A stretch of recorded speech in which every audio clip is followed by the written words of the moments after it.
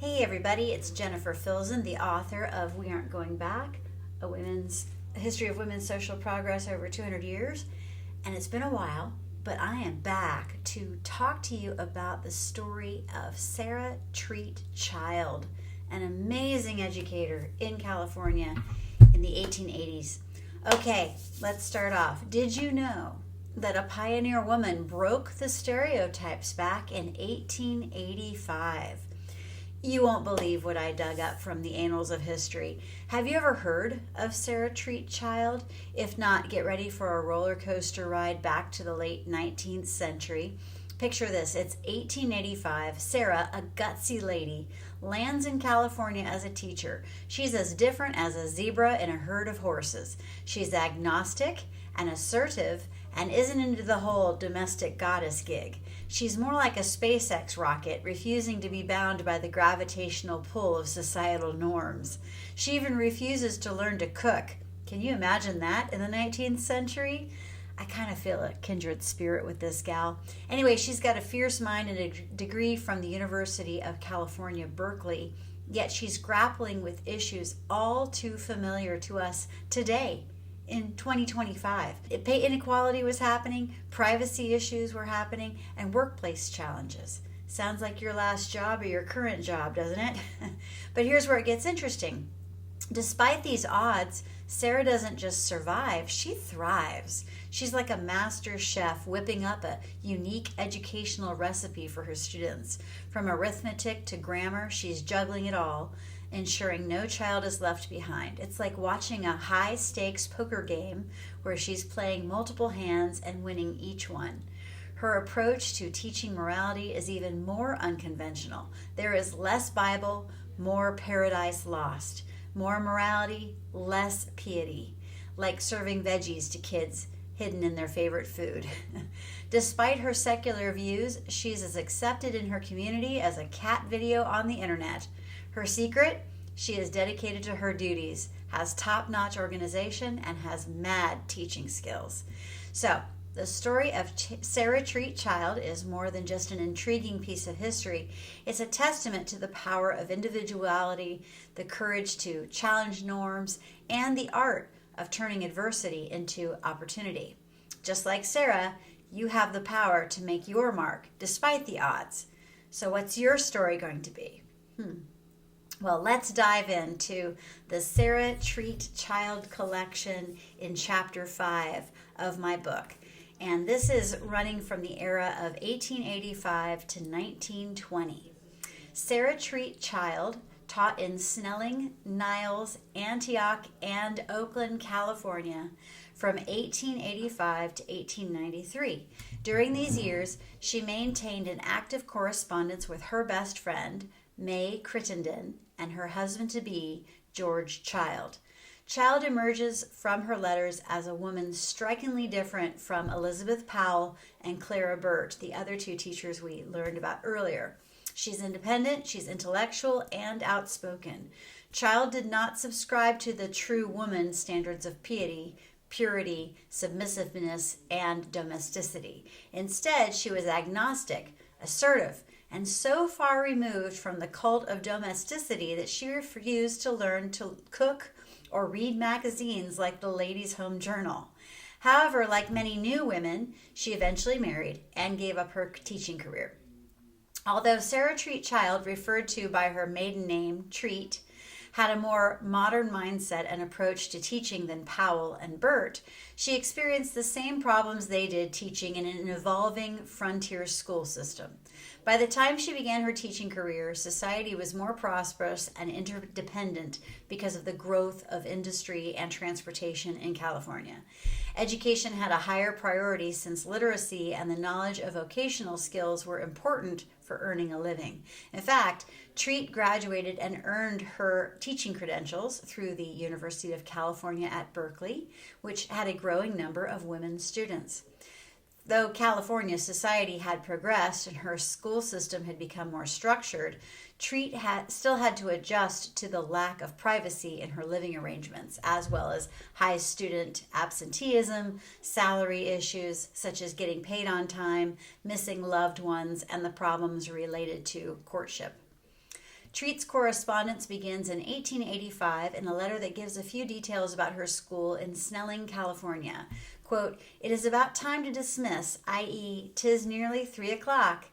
The 6 little ones went out at 2:30, and the 3 older ones are studying their geography and grammar." The small number of students was common for rural schools like hers. A later letter written to May Crittenden reveals that Treat was hired at the school to replace a previous teacher, Miss Gompertz, who did not satisfy the trustees' and superintendent's expectations. Treat had better luck. She says, "I have won their hearts by giving the children plenty of homework." Though she met the expectations of her superiors and won their hearts, the salary she received did not quite win hers. She made comments to May about earning less money than a fellow teacher. "A Baptist minister, Mr. Drum from San Francisco or Oakland, teaches now. He has a family there, gets $80 here." Realizing that Drum's salary was more than her own, Treat sarcastically and jokingly told May that they two should marry so Treat could get a wage increase. "If he can support a family in San Fran on $80, I can support a wife here on $70. So next year when my debts are paid, I shall have the ceremony performed and presents given, etc. Now consider yourself engaged, May." Treat's proposal to her dear friend May captures her frustration over pay inequity in the school systems and the close bonds of women's friendships in the 19th century. Treat's and Crittenden's strong bond of friendship is apparent in their connectedness throughout their life correspondence. Treat's next letter of October 16, 1885, returns to her students and offers more details about them and the lessons she taught. She introduced her pupils to calisthenics twice a day to rid them of muscle aches they acquired from sitting on hard wooden benches. Later, she searched for literature like children's books, as she wished to introduce them to the classics of literature, but found that the library in the Snelling School was limited. She checked out Paradise Lost and tried to explain them in simplest terms possible, such as God got angry and so brought his army of pure angels together to go fight the devil with his army of bad angels.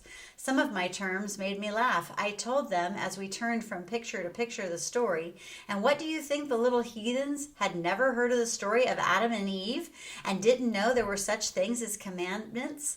I didn't even know such children existed. Oh my gosh. Treat explained that there had not been a Sunday school in her area for years and that the nearest one was too far away and had irregular meetings. The lack of Sunday school teaching and Bible lessons was typical of some parts of California that still resembled the frontier. Subscribing to the traditional call of Republican motherhood and true womanhood to women to incubate moral values, but resisting Beecher's image of the teacher as a religious evangelizer.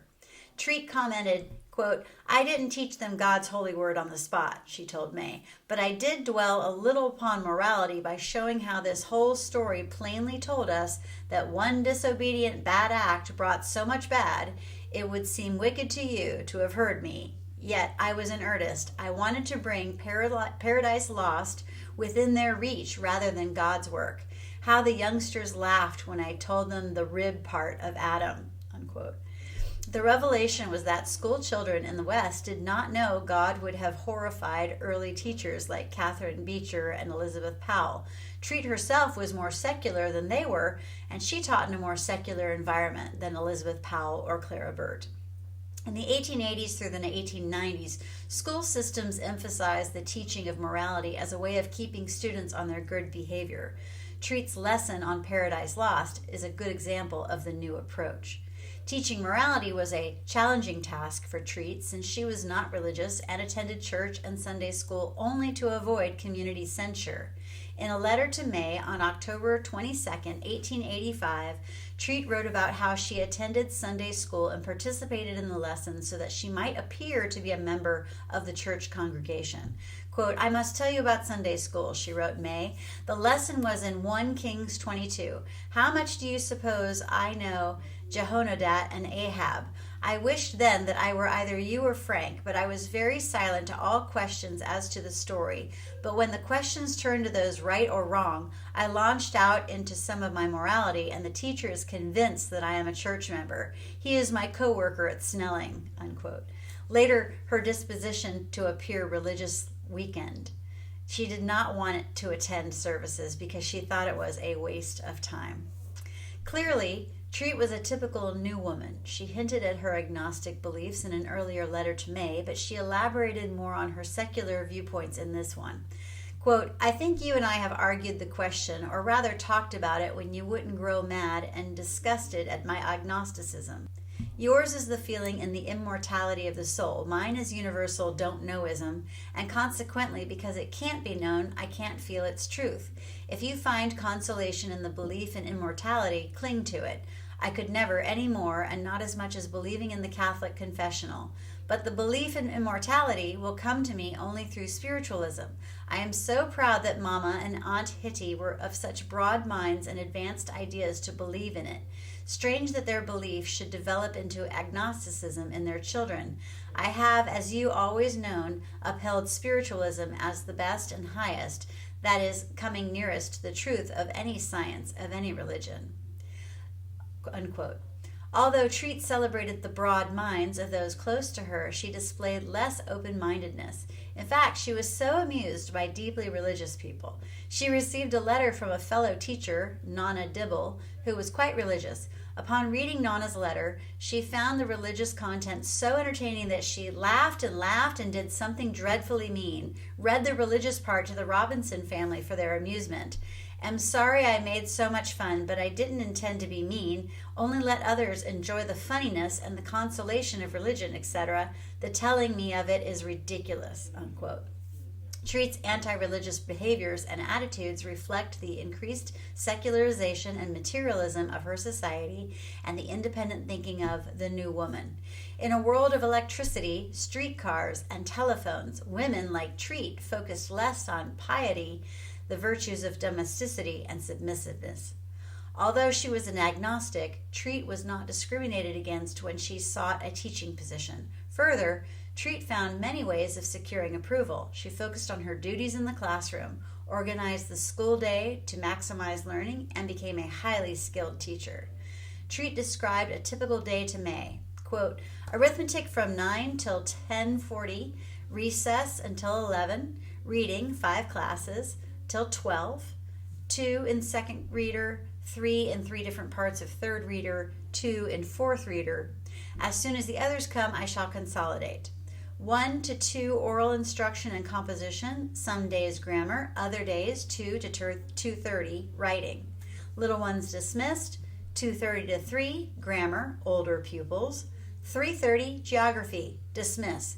That is how it is now when I have only 2 grammar pupils, but when John and Fred and the others come, must shorten recitations and condense. Carry on 4 arithmetic classes together, fractions, 2 in class, Neil and Ben Robinson, reading and writing of long numbers with addition and subtraction of same, Frank and Flora Robinson, long division and fractions, Walker R. and Frank T., addition and subtraction of numbers of 3 places with Roman numbers, George. For 1 hour, for the next 40 minutes, Fred in percentage, John in algebra," unquote. Clearly, a rural teacher had to be skilled, organized, and imaginative to reach a small but disparate class. Treat's education at Berkeley enabled her to develop the knowledge and skills necessary to teach many subjects. She continued telling May about how the students had never experienced written mental arithmetic before, nor had report cards. To help herself figure out the grades for each student, she gave weekly exams with a big written review at the end of the month. "I think examinations will stimulate them inasmuch as they have never had them," unquote. Treat reported in her letter of October 24th, 1885, that the children performed well in their arithmetic, spelling, and reading examinations. She wrote to May of the upcoming exams, quote, "Tomorrow there is comp and grammar. I don't think any will receive over 90% average. Examinations are as wearing as a teacher as when a student, but without the anxiety and suspense. After school, came home and made out the geography and grammar and composition questions. Twet's methods were a great help. Haven't used it much before. Some excellent points in it as regards the practice and method. Think that they are excellent because they agree with my theories.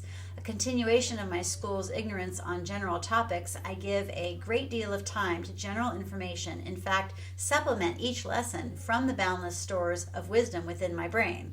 It was the fourth readers class, Nellie and Ben, lesson and extract from Matthew, the talents.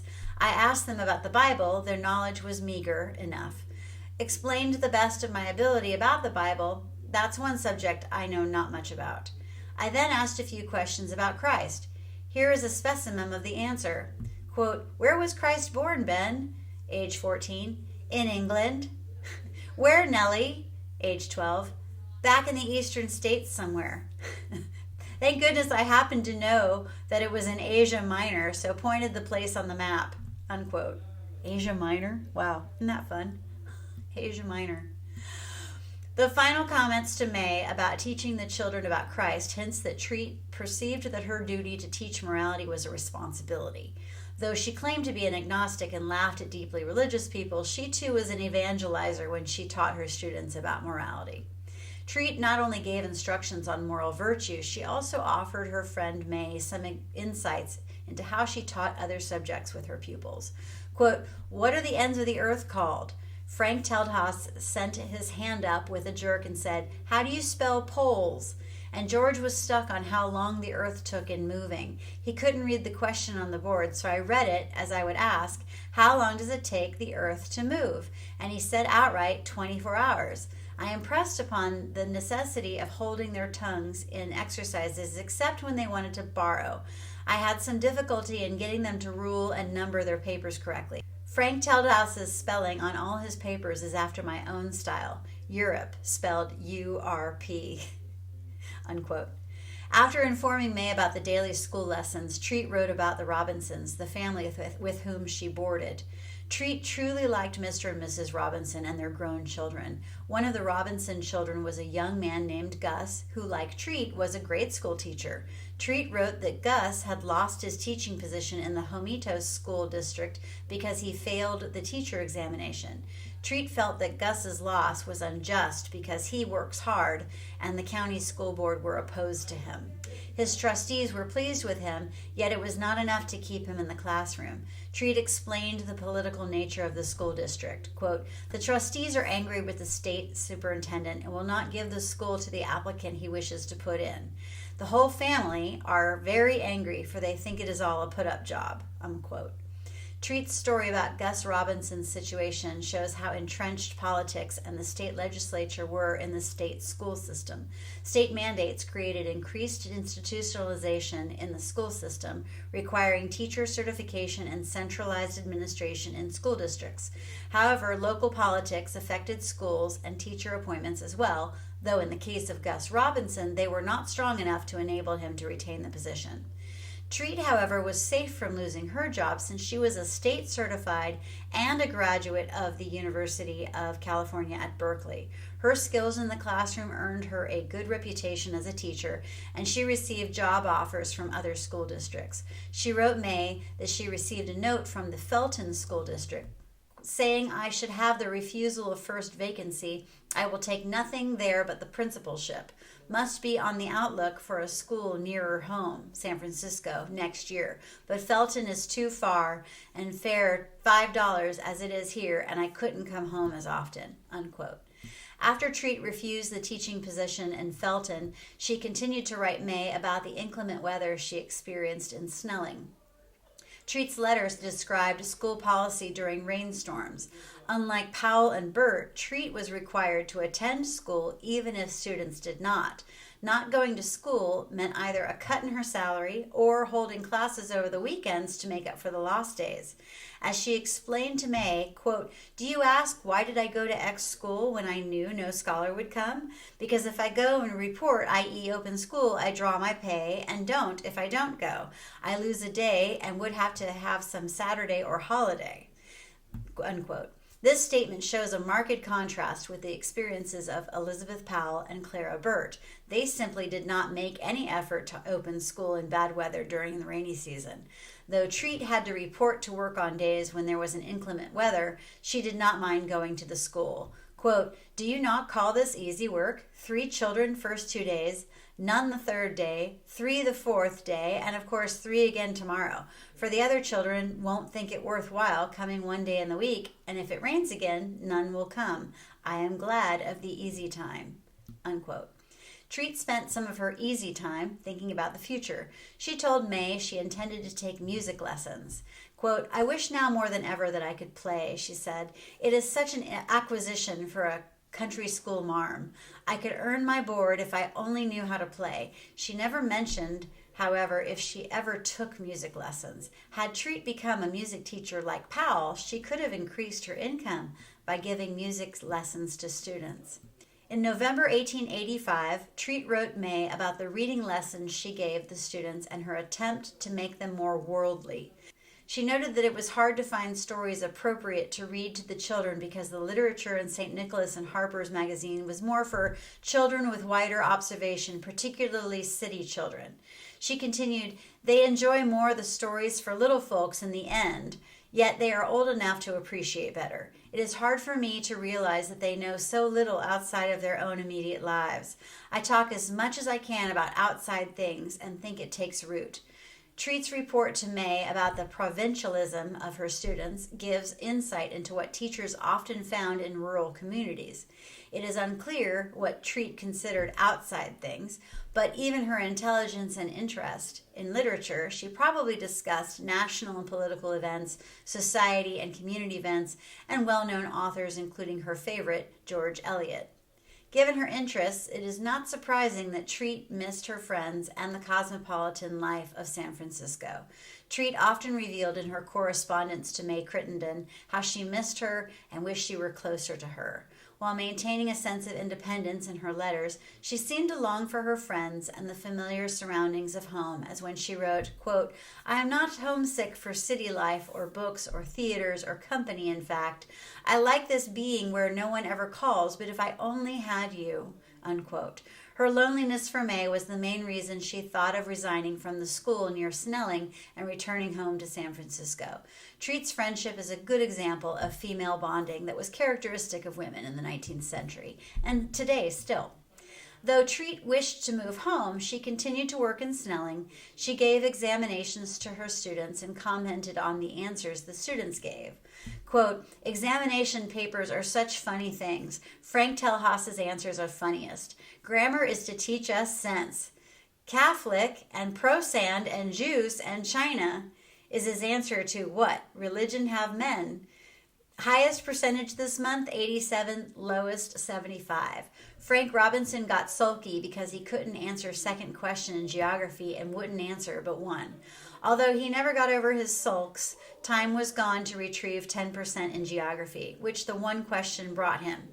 He is sulkier than Flora. Today I wanted to make out register, so set them to writing incorrect sentences to give each other to correct. They thought it huge," unquote. Treat students were not the only ones who thought assignments were difficult to master. Treat, too, found it hard to come up with tasks and assignments for all the different levels of students in her classroom. She had 2 new students who started school on December 1st, 1885, and she was unsure how to handle them. Treat provides an interesting commentary, again, on the diversity that 19th century school teachers often confronted in their classrooms. One student was an, quote, "overgrown girl of 14, somewhat wild and unprincipled," unquote. She appeared to be concerned that the girl might need stronger discipline. Another student was a 13-year-old boy who was a beginning reader and had a lame arm that had not properly healed. Quote, "The little fellow had his arm broken and it was never set, so it is bust and withered. He can use it slightly, but I hate to have calisthenics now that he has come and can't participate.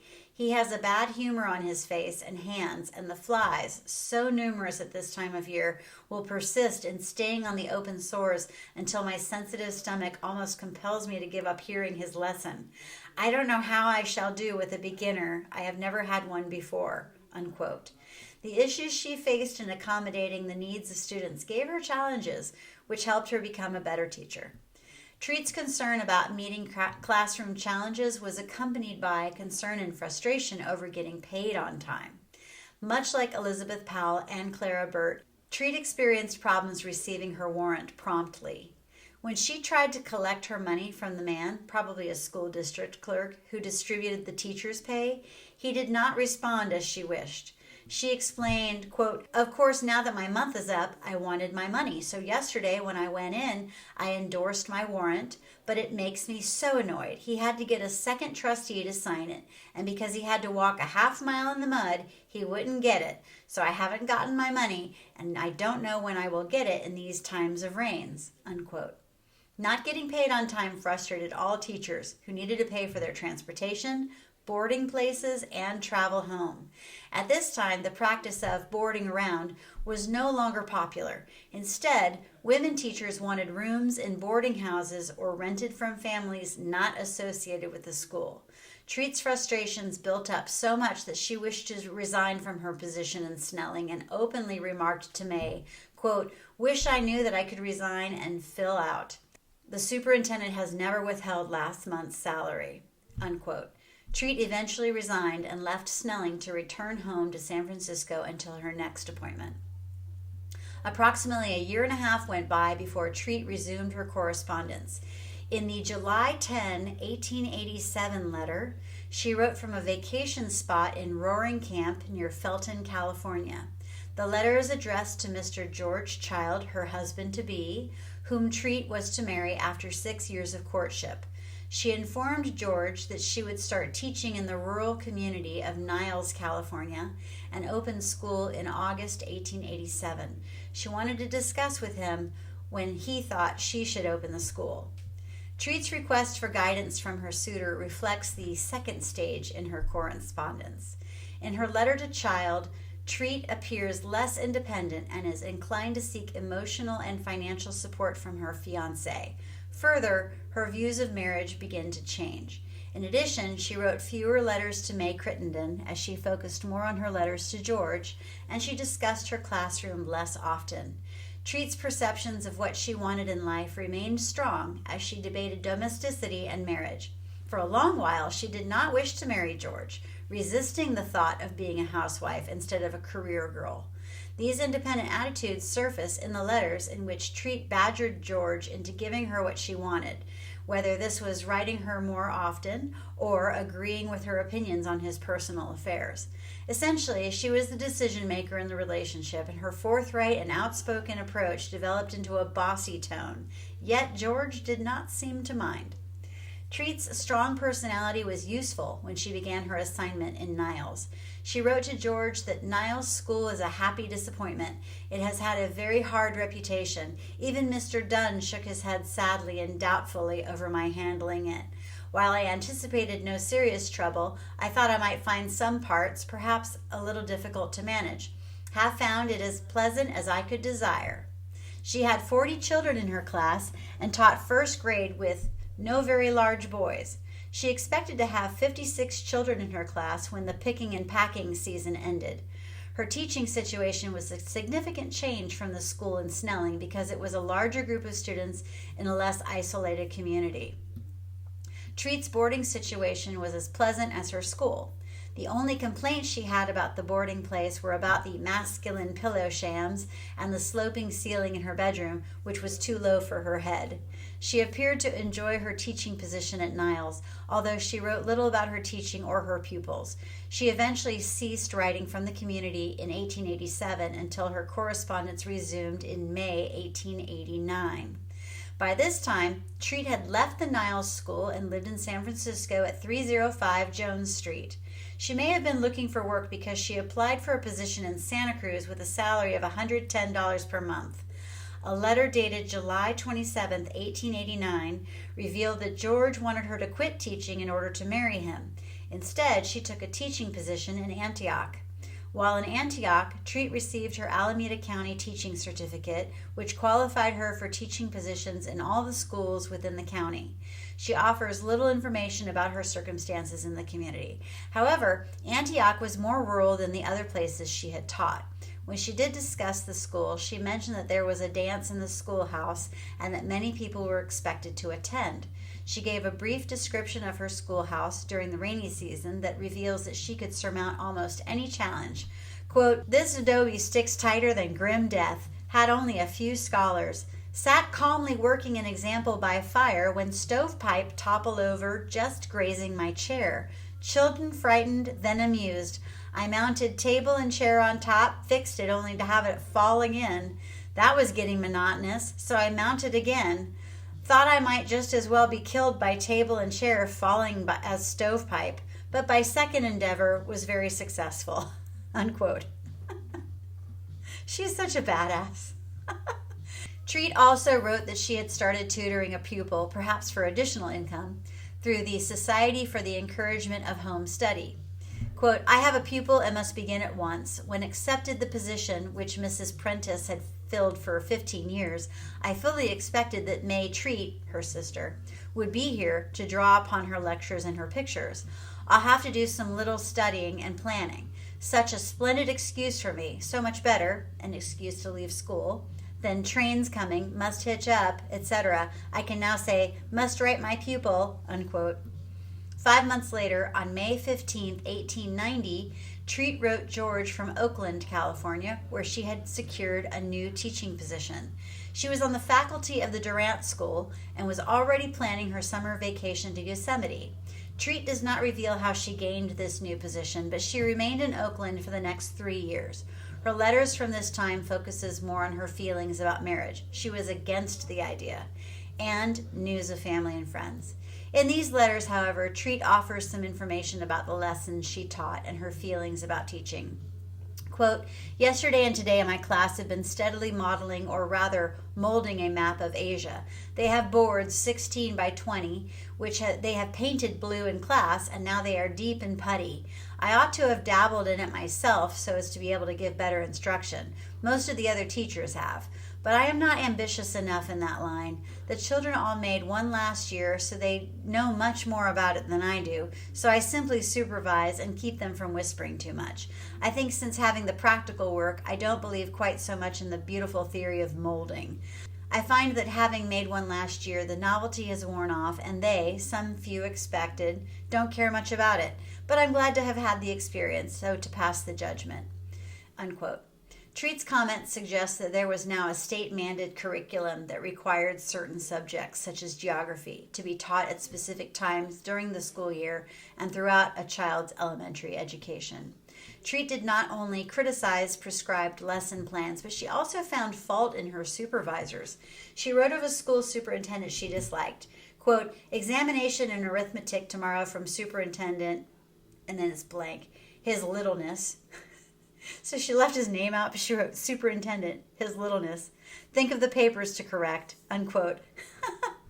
This comment and her lack of enthusiasm for the required lessons hinted that teaching was wearing on her and that she was less willing to stay in the profession. Nevertheless, her school principal liked her and complimented her work. Quote, "My principal thanked Robert for introducing me into the department and is pleased with my work.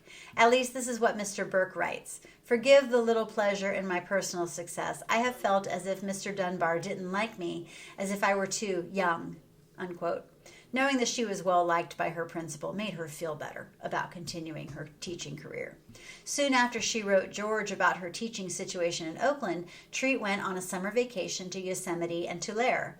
Writing to George from these places, Treat repeated that she did not wish to marry and live far away from her friends. Quote, "I just could not live this way," she declared. "I have dim visions of having to live in Albany or any other Oregon town, and oh, whoa, I couldn't, and what's more, I won't. I can't assimilate with people. I can't be social. The social instinct is left out of me. I don't mind work, but it must be of a congenial kind. A kitchen has always been a mystery to me. I have never been in a position to know its arts until now. I don't want to be married. I can take care of myself," unquote. Treat also explained that she felt marriage would rob her of her freedom. Quote, marriage makes such a difference to me. While with you, it's all gain, considering what I am. I must give up more than you. Now until I can just be as willingly as you are, I shan't be married. Unquote. Treat's desire not to enter a conventional marriage clearly reflects the New Woman ideology. In the 1880s through the 1890s, women remained single longer and felt contented with a decision not to marry.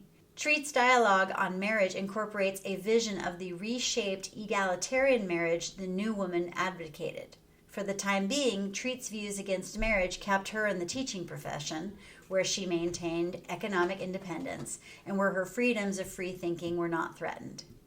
After her summer vacation in Tulare ended, Treat returned to teaching at the Durant School in Oakland. In September 1890, she told George about taking time off from her classroom to observe other teachers in schools. This practice of learning from colleagues suggests that the school programs provided a more sophisticated education for teachers than previously. In the 1870s, in Powell's and Burt's days, for example, teachers only attended normal schools and teachers' institutes. Among the teachers Treat encountered was one whose class she had attended when she was 8 years old. Quote, she has been elected to take one of the new rooms, but the new room hasn't been accepted by the Board of Education, so the teacher has nothing to do. Mr. Dunbar lets her take each class in a succession of teacher visits. I'm rather enjoying it. I presume my class is too with the substitute. It amused them when I told them that I used to go to school with her. I didn't add, however, that I annoyed her considerably, unquote. She's such a character, isn't she? Treat was considered a good teacher by her principal, Mr. Dunbar. She wrote that Dunbar was worried about her long relationship with George Child. Dunbar asked her not to marry, fearing that she would leave teaching. She used his comments to support her position against marriage. Quote, I remarked today how blooming Miss Ward was in consequence of her coming marriage, and he said, perhaps that is what has made you gain so much. I answered, I wish it were. Don't you wish, too, that I had such before me? No, he said, I don't want you to marry, so that ought to settle it. How can I do what Mr. Dunbar doesn't want me to do? Unquote.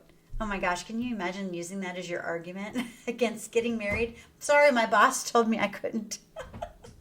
In another letter in April 1891, Treat told George of a planned school field trip to Oakland and what she would pay a substitute to take her class for the day. The field trip was to see President Harrison, who was scheduled to visit the citizens of Oakland for an hour and a half. Quote, none of us want to attend, but we were supposed to take our classes Tuesday. Instead of seeing the president, Treat wanted to go sailing with friends who invited her to board their yacht and cruise to Monterey. She wrote, quote, I'm almost tempted to waste $3.50 for a substitute and go, unquote. She went on the field trip, however, and saw President Harrison in a parade with her students. Unfortunately, seeing the President of the United States was, quote, somewhat of a fizzle, quote, because he apparently was, quote, was mad and wouldn't stop, unquote. A month later, Treat informed George that she was busy at school doing special projects required by the school superintendent.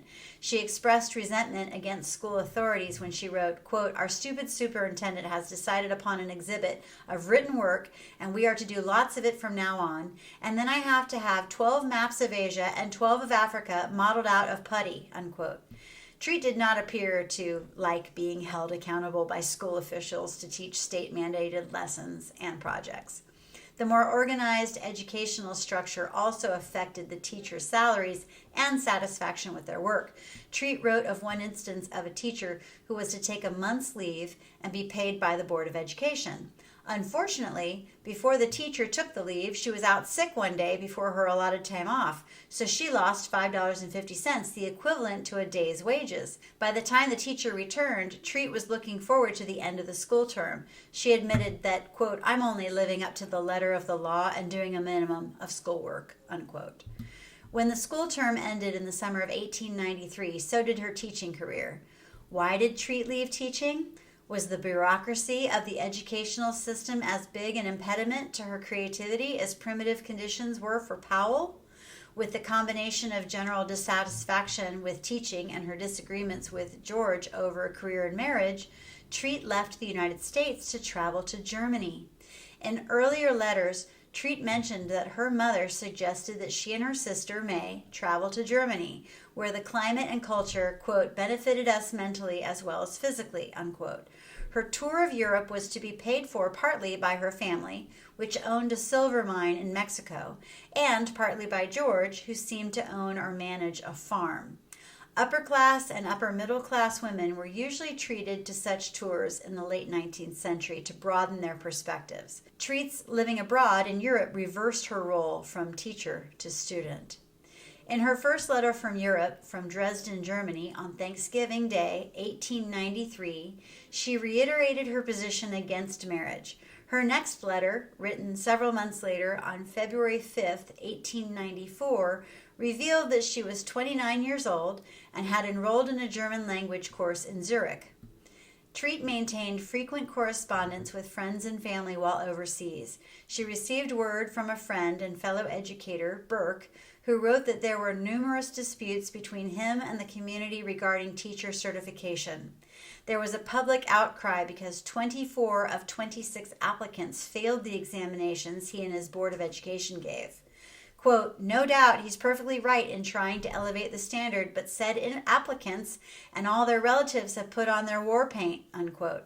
Treat reported, I think all teachers know the difficulties of trying to introduce reforms in a mass-grown school district, and particularly such reforms as Burke would feel he must put through.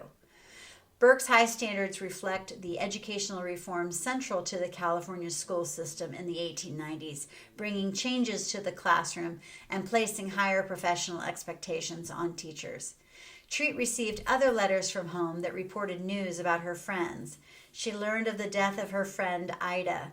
The shocking news made Treat feel homesick, and she wanted to return to California and marry George. She hoped to be married in the fall and told George, quote, you haven't once said definitely. I suppose you laugh and think I ought to take for granted that your years of waiting need no other explanation, unquote. Why did Treat suddenly change her mind about marrying George? Her April 2nd, 1894 letter reveals that her stay in Germany ended because of two events. One, the death of her friend, and two, her family's financial reverses.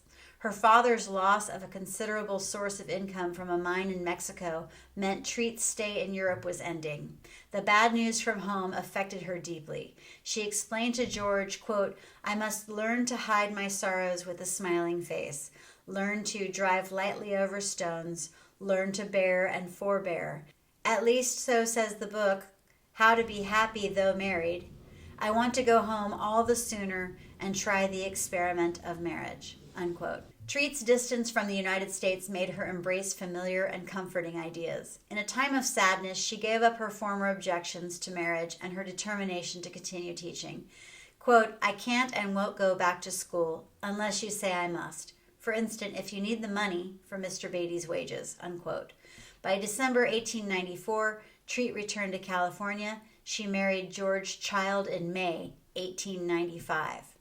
Treat's letters through the following years do not indicate if she returned to teaching, what George did for a living, or when George passed away. Virtually all school districts refused to hire married teachers, so it is incorrect to assume that returning to the classroom was an option for her. How Sarah Treat Child lived her life after 1895 is unknown, but some letters written in 1906 through 1920 gave vague information of her whereabouts. The Childs lived for a long while in San Francisco at 110 Sutter Street, then later at 1906 Webster Street. George died before 1919, as indicated in correspondence from Sarah Treat Child to the executor of his estate, Mr. Meserve. The correspondence did not reveal when Sarah Treat Child passed away, but it was after 1920, the last year of correspondence in the collection of her personal papers. Sarah Treat Child challenged the limitations of her gender through the ideology of new womanhood. She did not want to lose freedoms that she feared would be taken away by marriage, yet she eventually gave up the debate against marriage and wanted George Child to provide for her and support her in all endeavors. Although she eventually married, she manifested many of the characteristics of a new woman throughout her life. She was independent. She remained single for a long time. She openly voiced her opinions to men and women alike. She proclaimed her agnosticism in a society where religious faith was expected, and she adapted to working with demanding school officials in a changing, highly structured educational system. Her straightforwardness and progressive new woman attitude, combined with her agnosticism, did not negatively affect her as a teacher. She was praised as an effective teacher by her principal. She recorded accurate details about activities and lessons in the classroom, and she empathized with fellow teachers in the issues that they too faced in the school system. As her courtship with George Child progressed, she gave less attention to details within the classroom and focused more on the debate against marriage. When Sarah Treat Child eventually left teaching, the profession lost a conscientious, progressive educator who was not always comfortable in the increasingly bureaucratic school system. Sarah Treat Child's personal views were influenced by a society experiencing rapid growth and change. She taught because she wanted to, and not because she had to do so to support herself. The fight for women's suffrage, advancement in technology, higher educational levels reached by women, and progressive reforms all helped women like Sarah Treat Child express their individualism more. However, the surviving aspects of the powerful ideology of the cult of true womanhood did not allow for new women to stray from the institutions of marriage or religion. So that's the story of Sarah Treat Child. Pretty cool, huh? And I feel such a kindred spirit to her, because even though she was in the 1880s, 1890s, where she was writing all this, I'm in 2025, and I feel like she's a sister from another mister. Can you relate? Anyway, see you in the next video.